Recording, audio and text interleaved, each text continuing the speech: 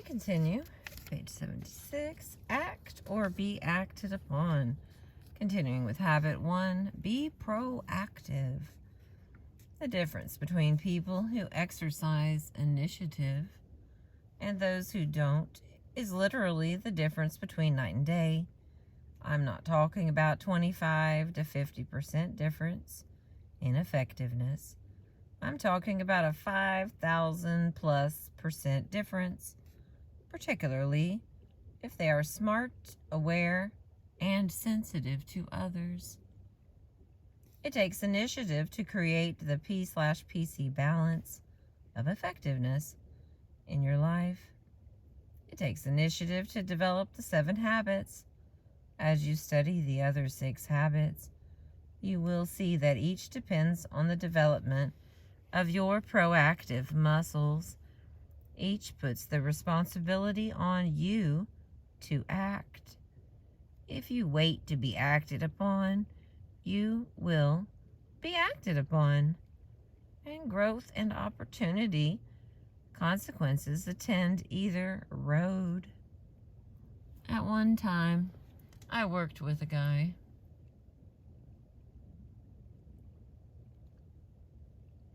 That looks pretty clear, my friends, but I do not know. Okay, at one time I worked with a group of people in the home improvement industry. Representatives from 20 different organizations who met quarterly to share their numbers and problems in an uninhibited way. This was during a time of heavy recession, and the negative impact on this particular industry was even heavier than on the economy in general. These people were fairly discouraged as we began. The first day, our discussion's question was, what's happening to us? What's the stimulus? Many things were happening. The environmental pressures were powerful. There was widespread unemployment, and many of these people were laying off friends just to maintain the viability of their enterprises. By the end of the day, everyone was even more discouraged. The second day, we addressed the question, what's going to happen in the future? We studied environmental trends with the underlying reactive assumption that those things would create their future. By the end of the second day, we were even more depressed. Things were going to get worse before they got better, and everyone knew it. So on the third day, we decided to focus on the proactive question. What is our response? What are we going to do? How can we exercise initiative in this situation? In the morning, we talked about managing and reducing costs. In the afternoon, we discussed increasing market share. We brainstormed both areas, then concentrated on several very practical, very doable things. A new spirit of excitement, hope, and proactive awareness concluded the meetings.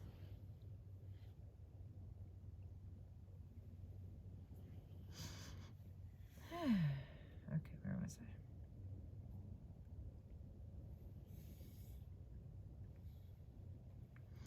At the very end of the third day, we summarized the results of the conference in a 3-part answer to the question, how is business? Part 1, what's happening to us is not good, and the trend suggests that it will get worse before it gets better. Part 2, but what we are causing to happen is very good, for we are better managing and reducing our costs and increasing our market share. Part 3, therefore, business is better than ever. Now, what would a reactive mind say to that? Oh, come on, face facts. You can only carry this positive thinking and self-psych approach so far. Sooner or later, you have to face reality. But That's the difference between positive thinking and proactivity. We did face reality. We faced the reality of the current circumstance and of future projections. But we also faced the reality that we had the power to choose a positive response to those circumstances and projections. Not facing reality would have been to accept the idea that what's happening in our environment had to determine us. Businesses, community groups, organizations of every kind, including families, can be proactive. They can combine the creativity and resourcefulness of proactive individuals to create a proactive culture within the organization.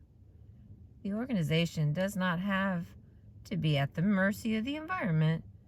It can take the initiative to accomplish the shared values and purposes of the individuals involved.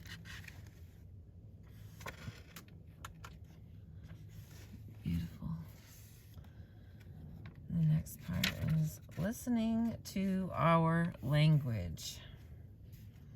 Because our attitudes and behaviors flow out of our paradigms, if we use our self-awareness to examine them, we can often see in them the nature of our underlying maps. Our language, for example, is a very real indicator of the degree to which we see ourselves as proactive people. The language of reactive people absolves them of responsibility. That's me. That's just the way I am. I am determined. There's nothing I can do about it. He makes me so mad. I'm not responsible. My emotional life is governed by something outside of my control. I can't do that. I just don't have the time. Something outside me, limited time, is controlling me. If only my wife were more patient. Someone else's behavior is limiting my effectiveness. I have to do it. Circumstances or other people are forcing me to do what I do. I am not free to choose my own actions. Then we've got a little chart here. I don't think we're going to be able to see it. I'll read it to you. Reactive language versus proactive language. There's nothing I can do. Let's look at our alternatives. That's just the way I am. I can choose a different approach. He makes me so mad. I control my own feelings. They won't allow that. I can create an effective presentation. I have to do that. I will choose an appropriate response. I can't. I choose. I must. I prefer. If only. I will. That language comes from a basic paradigm of determinism, and the whole spirit of it is the transfer of responsibility. I am not responsible, not able to choose my response. One time a student asked me, "Will you excuse me from class? I have to go on a tennis trip."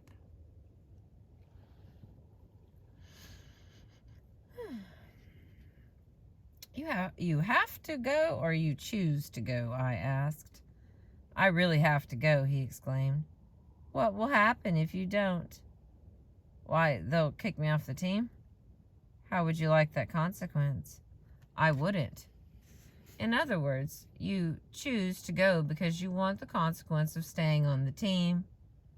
What will happen if you miss my class? I don't know. Think hard. What do you think would be the natural consequence of not coming to this class? You wouldn't kick me out, would you? That would be a social consequence. That would be artificial If you don't participate on the tennis team, you don't play. That's natural. But if you don't come to class, what would be the natural consequence? Well, I guess I would miss the learning? That's right. So you have to weigh the consequence against the other's consequence and make a choice. I know if it were me, I'd choose to go on the tennis trip, but never say you have to do anything. Okay, I choose to go on the tennis trip, he meekly replied. And miss my class? I replied in mock disbelief. A serious problem with reactive language is that it becomes a self-fulfilling prophecy. People become reinforced in the paradigm that they are determined, and they produce evidence to support the belief. They feel increasingly victimized and out of control, not in charge of their life or their destiny. They blame outside forces, other people, circumstances, and even the stars for their own situation. At one seminar where I was speaking on the concept of proactivity, a man came up and said, "Stephen, I like what you're saying, but every situation is so different. Look at my marriage. I'm really worried. My wife and I just don't have the same feelings for each other we used to have. I guess I just don't love her anymore, and she doesn't love me. What can I do?" "The feeling isn't there anymore?" I asked. "That's right," he reaffirmed. "And we have 3 children we're really concerned about. What do you suggest?" "Love her," I replied. "I told you the feeling just isn't there anymore." "Love her." "You don't understand. The feeling of love just isn't there." "Then love her. If the feeling isn't there, that's a good reason to love her." "But how do you love when you don't love?" "My friend, love is a verb. Love, the feeling, is a fruit of love, the verb. So love her. Serve her. Sacrifice. Listen to her. Empathize. Appreciate. Affirm her. Are you willing to do that?"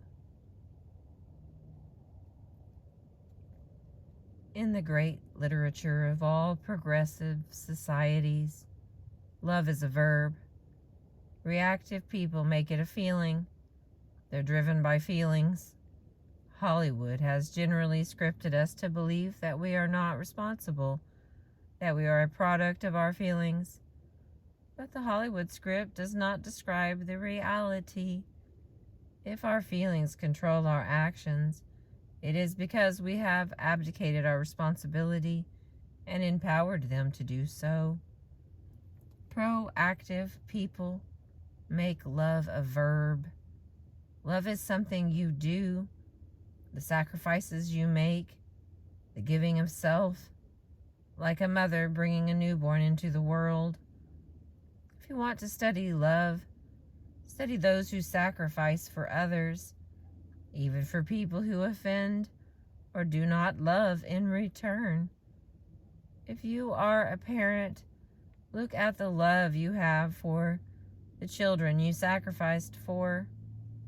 Love is a value that is actualized through loving actions. Proactive people subordinate feelings to values. Love, the feeling, can be recaptured.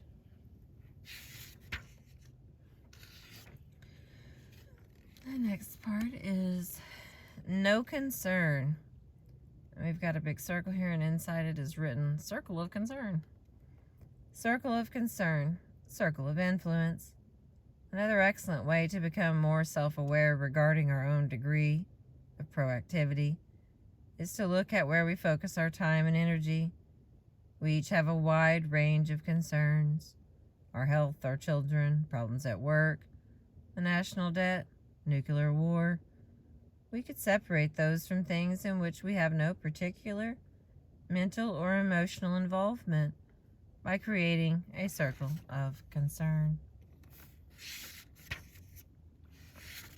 Alright, I'm going to stop here because I'm going to need to show you these pictures. So I want to thank you for listening and being with me and letting me read to you from the 7 Habits of Highly Effective People. I appreciate you.